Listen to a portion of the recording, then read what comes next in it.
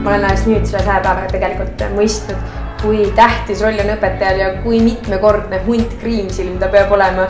Ta peab oskama abistada igal ajahetkel, kas siis mõne verejooksuga, mis iganes võib lapsel juhtuda.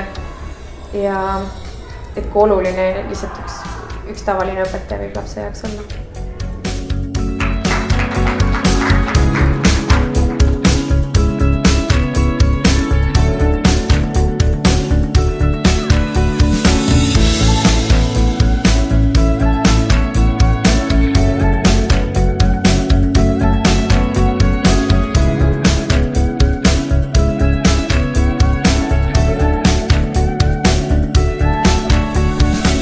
Esimesed 100 päeva on muutnud mind paremaks inimeseks.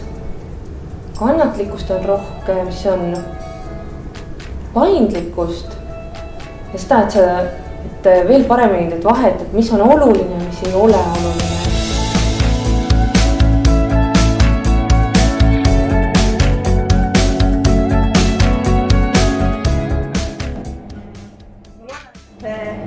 Need 100 päeva on teile ka pakkunud neid põhjuseid, miks te tahate õpetamist jätkata ja et see on ainult väikene sissejuhatus teie õpetajaks olemise teel.